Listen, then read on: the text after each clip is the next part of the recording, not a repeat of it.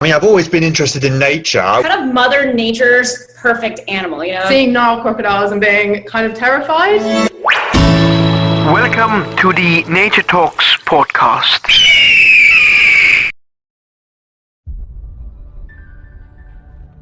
Welcome back to another episode of Nature Talks. I'm your host, Irfan Firuzi, and today's episode is truly extraordinary. I recently had the privilege of meeting my role model, Dr. Jane Goodall. Yes, the legendary primatologist, conservationist, and UN Messenger of Peace. Not only did I attend her inspiring Roots and Shoots Awards, but I also had the immense honor of speaking with her personally, sharing my work, and even gifting her a special piece of art. Today, we'll recreate that moment, bringing her voice to you in an interactive experience using her powerful speech. We'll also reflect on the emotions and insights from that unforgettable encounter. So, imagine sitting across from Dr. Jane Goodall herself, engaging in a heartfelt discussion on hope, biodiversity, and the future of our planet. Let's dive in.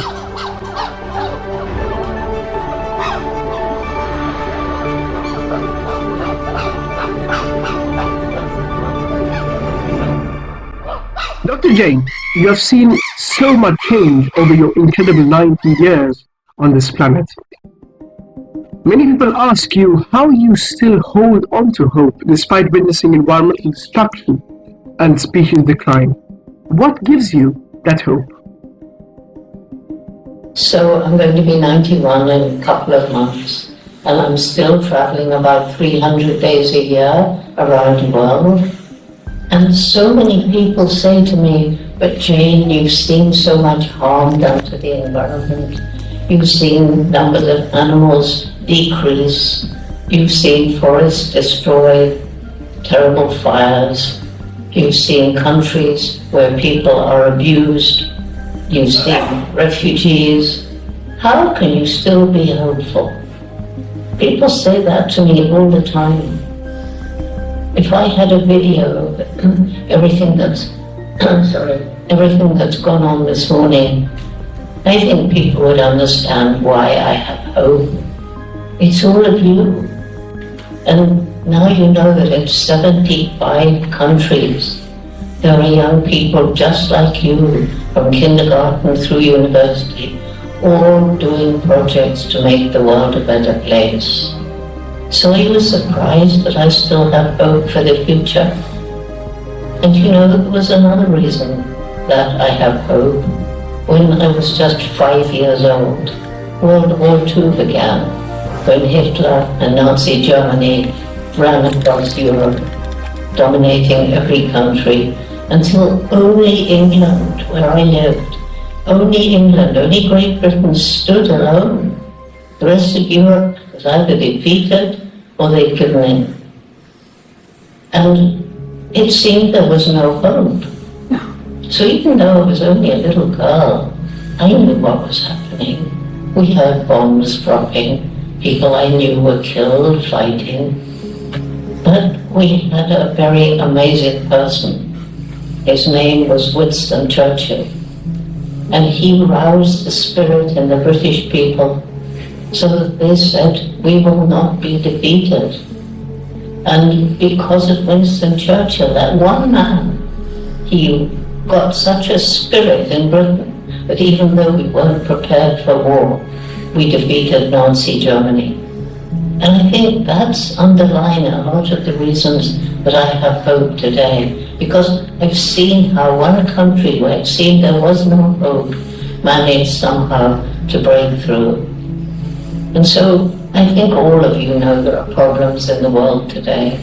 I think you all know that there are people who are hungry, people who are hurt, people who are being bombed, people who must move from a country because of climate change and it's too hot for them to live there anymore. You all know people like that.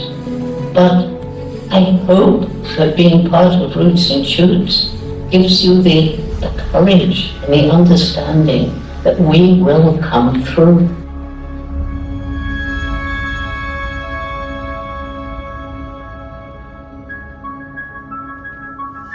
That's truly profound. And I remember our conversation vividly when I told you that I had preserved over 300 specimens, ensuring they're now in museums and universities, and that I have seen the loss of biodiversity myself. Yet you looked at me with admiration and said, "Yes, Irfan, imagine I've seen the loss of biodiversity for 90 years, but there is hope." And that moment stuck with me deeply, because in that instant, I saw the same fire of hope in your eyes that I carry with me every day. And that day was unforgettable. It has changed my way of approaching things and delivering my passion. And I had been looking forward to meeting you for so long. And as you walked onto that stage, there was an overwhelming energy in the room, and your presence alone was inspiring. Riham Zia, who has been a driving force for Roots and Shoots UAE, introduced me to you, and I was given the rare opportunity to share my work with you in person. I told you about my research, my documentation of species, and how I had spoken at Roots and Shoots India, but had missed seeing you in person there. Your presence made my heart race when you mentioned, "You young man are taking Jane Goodall's Roots and Shoots around the world." And that moment truly meant everything to me. Dr. Jane, you have often spoken about your own childhood experiences shaping your journey. Can you tell us about those moments? Why, of course, they're important, especially when you first observed a hen laying an egg.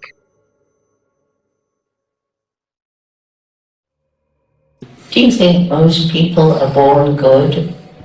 Or do you think some people are born bad? I hope that you'd say you think most people are born good. Because I think when people sort of turn away from being decent human beings, it's very often because of the way they were brought up, because they had parents who didn't care, or parents who got drunk, or got onto drugs, or something like that, and they became bitter even as young people. But the people you know, do any of you know anybody who's really bad? I mean, know as a friend, or know as an acquaintance anyway. I don't. I know people who do things I might not like, but basically they're decent human beings. And we all are, or could be. So I was really lucky, and I bet many of you were lucky too. I grew up with an amazing mother. I didn't really know my father because he joined up to fight Germany. But my mother supported everything that I wanted to do. And lucky I never wanted to do anything bad, so she didn't have to stop me. But I was born loving animals, and I bet some of you were too. So when I was I don't remember this, but she told me, when I was just 1.5 years old, she came to say goodnight to me, and she found that in my bed was a whole lot of wriggling earthworms. And I can think of many mothers who would have got angry, because of course there was a lot of earth in my bed too, and said, "How dare you bring those dirty things into your bed?" But Mom she said, "Jane, we're watching them so intently. I think maybe you were wondering, how do these creatures move without legs?" Anyway, she just said very quietly, "Let's take them back into the garden." But I suspect many of you know the story of how, when I was 4 years old, I went to stay on a farm in the country. Not one of these terrible factory farms, but a proper farm where chickens pecked around in a farmyard. And I was given a job of collecting the eggs. So apparently I began asking everybody, "But where is the hole on the hen big enough for an egg to come out?" I couldn't see a hole like that, and nobody was telling me. So what I do remember very, very clearly I was out there in the farmyard, and I saw a hen going into one of these little hen houses about this tall. They slept there at night to keep them safe from the foxes. And I must have thought, she's going to lay an egg. So I crawled in after her, little tiny hole like this. Well, that wasn't a good thing to do, because that's a bit frightening for the hen, right? And I can still hear her squawks of fear as she flew past me to escape. But now I'm on the path of discovery. Now I'm going to find out for myself where that egg comes out of the hen. So even though I was just 4, I must have realized no hen will come into this hen house because there's something dangerous in there. So I went into an empty hen house and waited. And I waited. And I waited.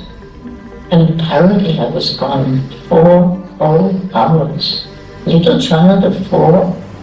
And I waited, but my wait was successful. A hen came in and she's made a little nest in the straw. And I saw the egg come out between her legs. Success! My first scientific observation ended in success. And by this time, my mother was about to call the police because nobody knew where I was.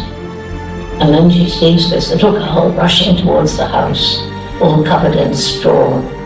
Instead of getting mad at me, how dare you go off without telling us, don't you ever do it again. She saw my shining eyes, and she sat down and heard the wonderful story of how a hen lays an egg.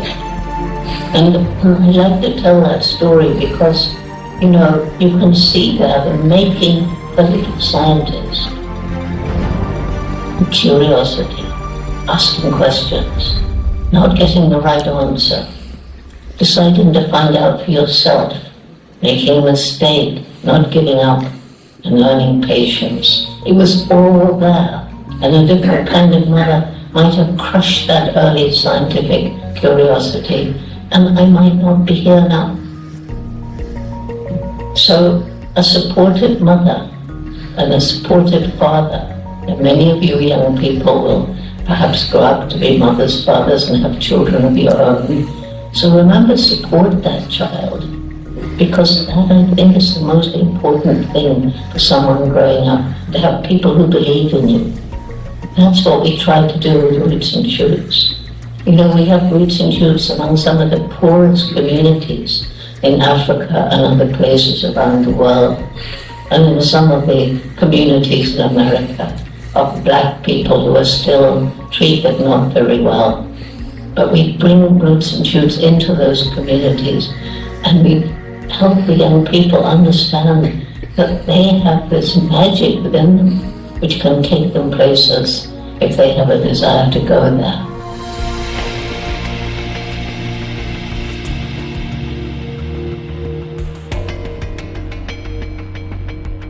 Well, that's extraordinary, because that story reminds me of the importance of curiosity and my own experiences. And it's something I relate to deeply, because, like you, I've always been drawn to nature, seeking answers, documenting species, and ensuring that what we lose is remembered and studied. I wanted to honor you in a way that reflected both our shared passion for conservation and the beauty of wildlife. That's why I gifted you a painting I had created on a pheasant's feather. A painting of a chimpanzee, one of the animals closest to your hearts. Riham later told me that you adored it, and out of all the gifts you received, this was one you wanted to take home with you. That was an incredibly humbling moment for me. So Dr. Jane, I always love hearing your stories about chimpanzees and other animals. Can you speak to us about some of those incredible stories?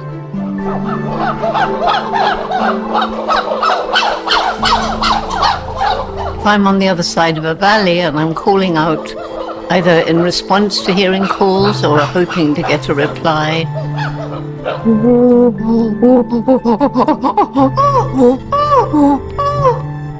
me, Jane, that's what that says. Oh no, I got to study the chimpanzees. People say to me, why did you choose chimpanzees? I didn't. I saved up, went to Africa to stay with a friend, met the late Dr. Louis Leakey. He offered me the chance of studying not just any animal, but the one most like us, the chimpanzee. If you know about DNA, we share 98.6% of the structure of DNA with chimpanzees. So they're more like us than any other living creature. And of course I was lucky, the first one ever to study chimpanzees in the wild and to get to know them as individuals. And some of you have read the books, David Greybeard and Old Flo and Goliath and all the rest. And get to know how like us they are in their gestures. So they kiss, they embrace, they hold out their hand begging, oh, go away. I could go on and on about the similarities. And I could talk for hours about the chimpanzees, but there's books about them, you can read about them.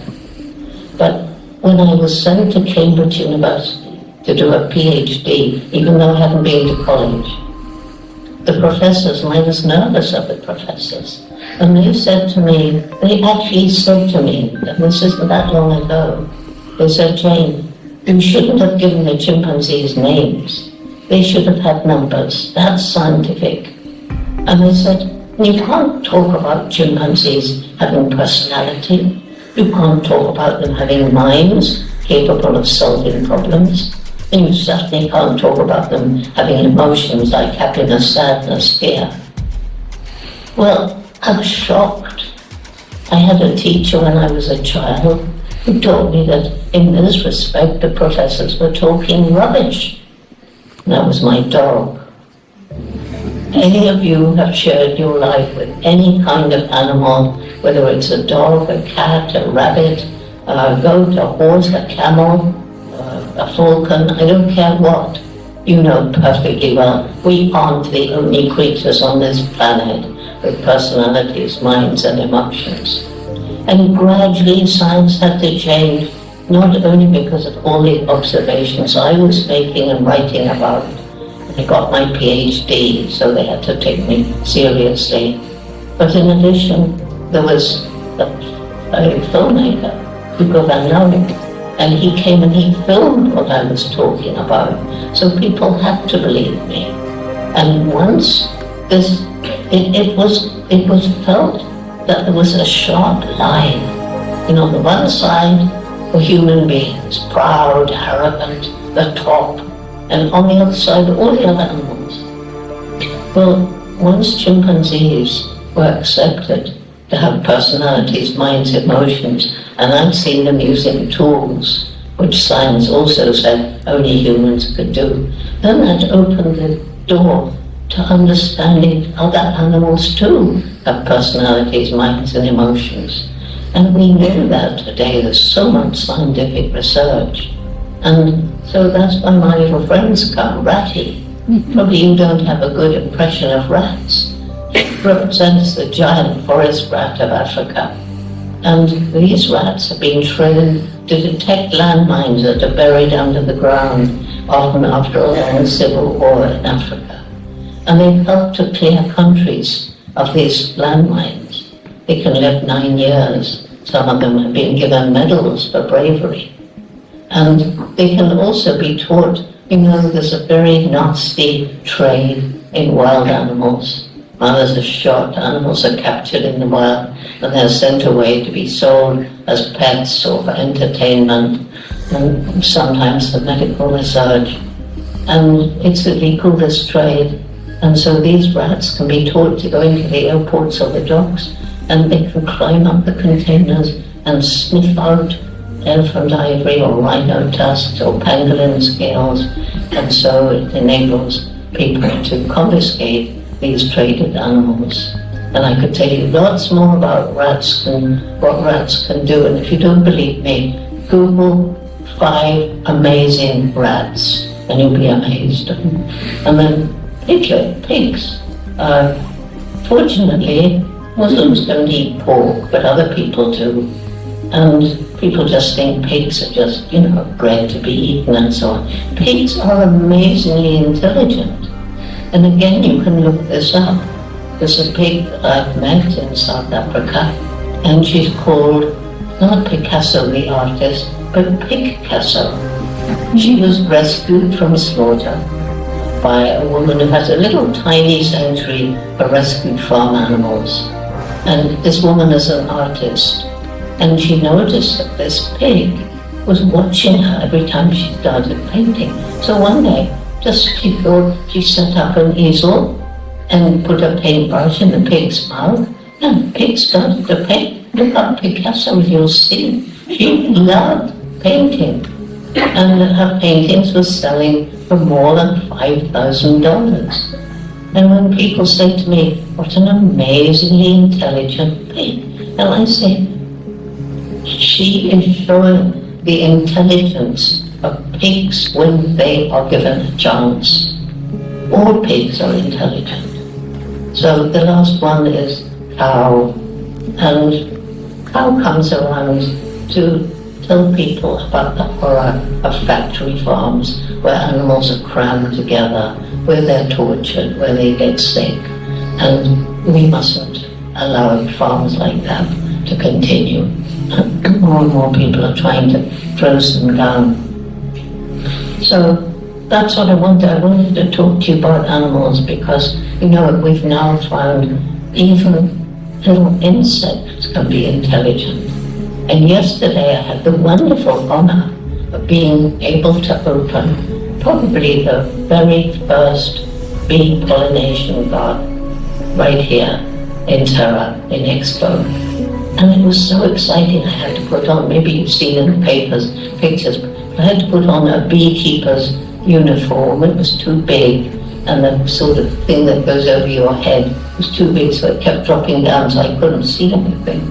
But so it's just amazing. Do learn about bees. Do go and see those bees when it's possible, because they are amazing. If we lost all the bees and bumblebees and some beetles in the world, we couldn't grow food anymore, because it's the bees that pollinate the plant, which enables the plant to produce the food that we eat. And so if they're not pollinated, we'll all die. So bees are very, very important, and bumblebees. Respect them if you see them. They work for us as well as themselves.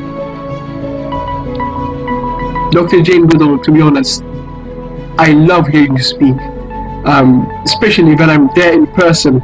You broke barriers, Dr. Jane, and you continue to do so. As our conversation came to an end, I told you how much your documentaries, your research, and your advocacy work had meant to me since I was a child. And as I thanked you, you looked at me and said, with people like you advocating for biodiversity, the future looks bright. Dr. Jane, you always emphasize the importance of hope. Let's close with your ultimate message of hope.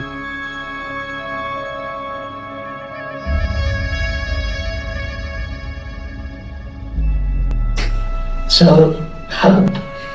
Okay, I said I'd end with hope. I began with hope. All of you are hope. But still people ask me, but Jane, really, do you have hope? And I've told you, I lived through World War II.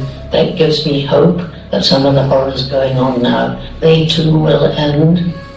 And then there's this brain that we have. Do you know there isn't any creature on the planet who has a more intellectual mind than us? Think what we've done. Look at some of the displays you did. Look at the little robot that's going along looking at the marine life around the coast here. Look at some of the things. We can send rockets to the moon.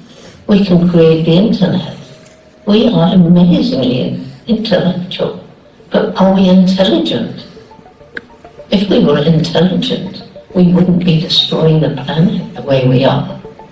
We wouldn't be killing each other the way we are. We'd be working together to make the world a better place.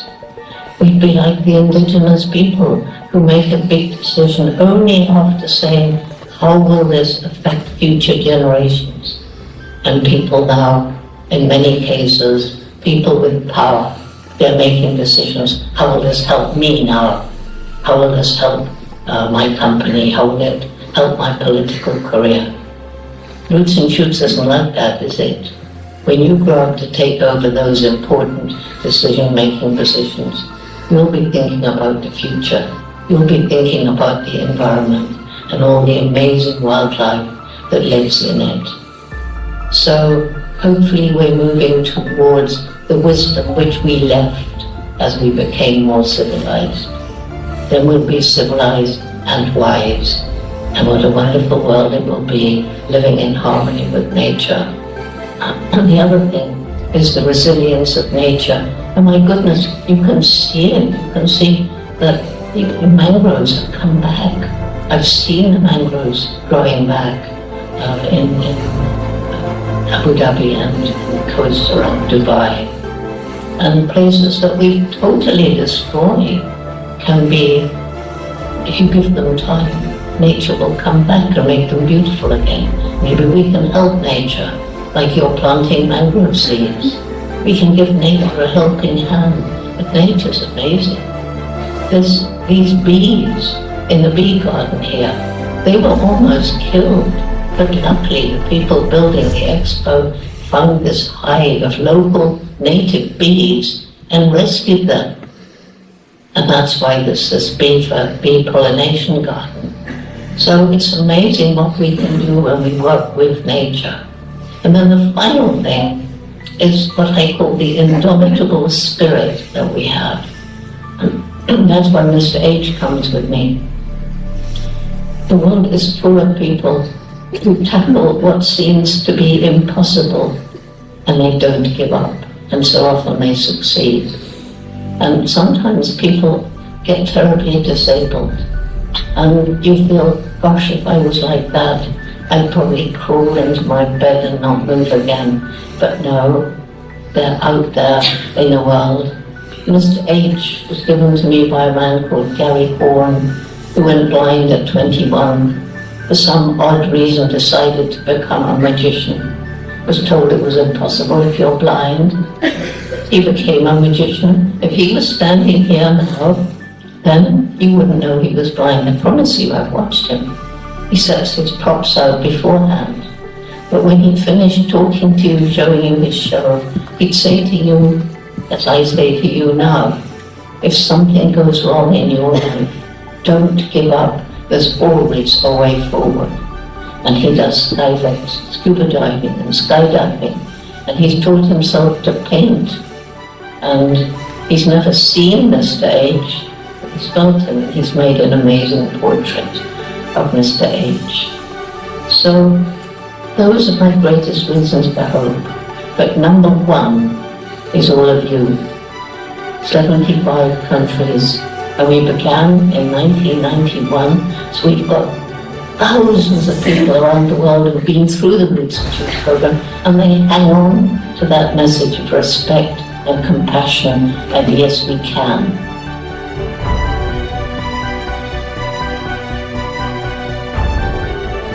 Dr. J, meeting you was an honor beyond words. Thank you for inspiring generations, including myself. And of course, I thank Horrod School, Earth Warriors, and the Roots and Shoots UAE for making this dream of mine come true. And to our listeners, let's keep this moment alive. Share this episode, get involved with Roots and Shoots, and let's create a future where biodiversity thrives. And always remember what Jane Goodall says. Together we can, together we will, together we must change the world.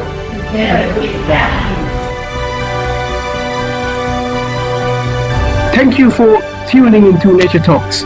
Until next time, remember, where there is biodiversity, there is hope.